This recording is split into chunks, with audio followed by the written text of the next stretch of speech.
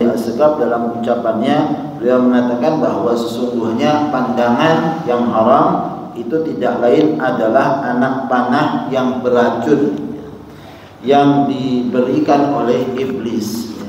Jadi yang dimaksudkan di sini adalah pandangan kepada sesuatu yang haram, kepada wanita-wanita yang bukan mahrimnya. Begitu pula wanita juga dilarang untuk melihat laki-laki dengan pandangan yang syahwat dalam hal ini, sehingga itu termasuk suatu hal yang dilarang dalam syariat, dan itu adalah termasuk ya istilahnya anak panahnya iblis. Sehingga kalau anak panahnya iblis ini anak panah yang beracun. Kalau beracun itu pasti akan mematikan apa? Mematikan hatinya, sehingga hatinya tidak mudah menangis kepada Allah Subhanahu wa taala, hatinya tidak mudah merasa takut kepada Allah Subhanahu wa taala. Sebab apa? Ya, sebab pandangan-pandangan haram yang dilihatnya. Sebagaimana Allah Subhanahu wa taala sudah perintahkan di dalam ayat qul lil mu'minina yaghuddu min absarihim, katakanlah kepada orang-orang mukmin laki-laki untuk apa? Untuk memecahkan pandangan mereka, sehingga tidak melihat kepada yang diharamkan. Begitu pula Allah katakan kepada para wanitanya, qul lil mu'minati yaghuddna min absarihinna, katakanlah kepada para wanita mukmin untuk apa? Untuk memejamkan pandangan mereka dari yang diharamkan oleh Allah Subhanahu wa taala. Pernah pada satu saat kejadian Rasul sallallahu alaihi wasallam memasukkan Abdullah bin Ummi Maktum ke dalam rumahnya, masukkan ke rumahnya. Maka Nabi sallallahu alaihi wasallam perintahkan kepada istrinya yang ada di rumah untuk tutup pandangan mereka, tidak melihat kepada Abdullah bin Ummi Maktum. Maka Rasul sallallahu alaihi wasallam saat itu perintahkan, istri Nabi mempertanyakan, "Ya Rasulullah, kan Abdullah bin Ummi Maktum ini buta, tidak lihat. Kok kita ya disuruh tutup? Lah ya kamu kan bisa lihat. Kamu pun nggak boleh lihat ya." Maka dilarang sama Rasul sallallahu alaihi wasallam, walaupun Abdullah bin Ummi Maktum ini buta, masuk ke rumahnya Nabi sallallahu alaihi wasallam, maka Rasul perintahkan wanitanya untuk berhijab pada saat itu. Sehingga itulah yang kemudian menjadi ukuran dalam hal ini. Laki-laki dilarang untuk melihat wanita, wanita pun juga dilarang untuk melihat laki-laki. Nah, apa yang diberikan oleh Rasul sallallahu alaihi wasallam kesempatan kepada Sayyidah Aisyah untuk melihat tarian yang ada di masjid pada saat itu, tidak lain melihatnya secara umum.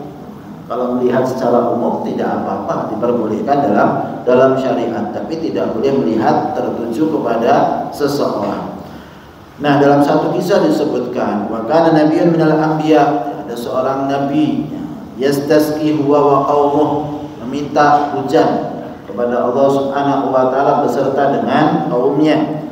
Wa qala lahum, maka nabi tersebut mengatakan kepada kaumnya, man adznaba dzanban la yakhruju ma'i. Siapa yang merasa bahwa dirinya pernah melakukan dosa, maka silahkan kembali, tidak usah ikut bersama aku, kata nabi tersebut. Faraja'u kulluhum min wara'i. Disampaikan semacam itu oleh nabinya, maka semua kaumnya pada saat itu kembali ke rumah mereka masing-masing, tidak ikut bersama nabinya. Kalau merasa berdosa, siapa yang nggak pernah merasa berdosa? Nabinya mengatakan, man adznaba dzanban la yakhruju ma'i. Siapa yang merasa punya dosa, melakukan suatu kesalahan, maka nggak usah ikut bersama aku. Ini mau minta hujan sama Allah, harus orang-orang yang nggak pernah berbuat dosa, sehingga orang-orang semuanya pulang. Ya, wa baqiya syakhsun wahidun ma'an. Tapi ternyata ada satu pemuda yang masih bersama di belakangnya nabi tersebut, nggak pulang bersama dengan yang lainnya. Maka nabi tersebut mengatakan, malak lam tarja, kenapa kamu tidak kembali? Ama adnabta, apa kamu nggak pernah berbuat dosa? Ya. Awama sami'ta nidai, apa kamu enggak dengar seruan saya? Tadi saya kan sudah ngomong bahwa sungguhnya siapa yang punya dosa silahkan kembali ke rumahnya. Bala, ya saya dengar sami'tu nida'aka ya. Walakin sa'akhbiruka, tapi saya mau kasih berita dulu sama kamu ya. In kana alladhi amiltu dhanban raja'tu. Kalau kamu anggap apa yang saya kerjakan ini adalah satu dosa, maka saya tak kembali sudah. Apa yang dikerjakan? Bala kuntu marratan amshi. Saya pernah pada satu saat berjalan, fanadartu aini ila ma haramallah. Maka saya pada saat itu melihat mata saya kepada sesuatu hal yang dilarang oleh Allah Subhanahu wa taala.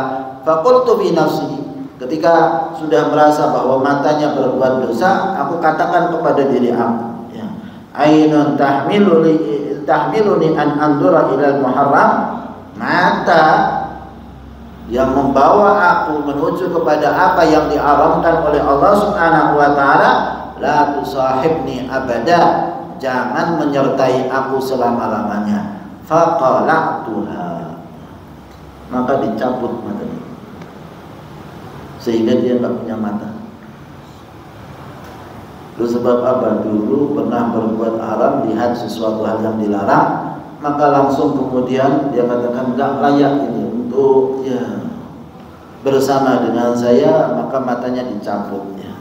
Ini jangan dikerjakan ya. Ini bukan satu anjuran ya. Nanti semuanya begitu bagaimana ya. Ada ma fa'altu, ini yang aku kerjakan katanya. Ini yang aku kerjakan. Fa in kana dzanban, kalau kamu anggap apa yang saya kerjakan tadi karena matanya sudah lihat haram, raja'tu, apa kan pulang ya. Maka sama Nabi ya sudah, kamu ikut sama saya. Ikut sama saya untuk doa minta hujan. Para kharaja yastasqiyani fasaqahumullah. Maka kemudian keduanya doa minta sama Allah untuk supaya turun hujan, maka Allah Subhanahu wa taala turunkan hujan. Maka ikhwan rahimakumullah, mereka ya luar biasa dalam hidup mereka. Menganggap sesuatu yang kecil sebagai sesuatu yang besar ya. Sehingga dianggapnya bermaksiat kepada Allah enggak layak untuk hidup bersama dengannya sampai matanya dicabut semacam itu. Ini orang-orang yang memang punya kesungguhan dalam mendekatkan diri kepada Allah Subhanahu wa taala, hidupnya untuk Allah Subhanahu wa taala, maka ini sebagai satu dorongan bagi kita bahwa sesungguhnya kita harus terus kembali kepada Allah Subhanahu wa taala. Disebutkan dalam riwayat bahwa mata kelak nanti di hari kiamat dalam keadaan menangis, kecuali di antaranya 3 mata. Apa saja? Yaitu mata yang pernah pada saat dahulu memejamkan daripada yang diharamkan oleh Allah Subhanahu wa taala. Siapa yang jaga pandangannya dari hal-hal yang diharamkan oleh Allah, maka Allah gantikan kepadanya kelezatan dalam beribadah. Dan ini mujarrab. Setiap kali seseorang menutup pandangan dari yang haram, langsung dia akan dapati nikmatnya ibadah sama Allah, nikmatnya munajat kepada Allah, nikmatnya berzikir kepada Allah Subhanahu wa taala, langsung cespleng. Saat itu juga dirasakan oleh orang-orang yang berusaha untuk menjauhkan pandangannya dari hal-hal yang diharamkan oleh Allah. Semoga Allah Subhanahu wa taala jadikan mata kita mata yang terpejam daripada yang diharamkan oleh Allah Subhanahu wa taala, dan muliakan mata kita insyaallah untuk melihat Rasulullah sallallahu alaihi wasallam baik dalam mimpi, di alam barzakh maupun kelak nanti di yaumil qiyamah. Amin amin ya rabbal alamin. Sallallahu alaihi wasallam Muhammadin wa ala alihi washabihi wasallam. Alhamdulillahirabbil alamin.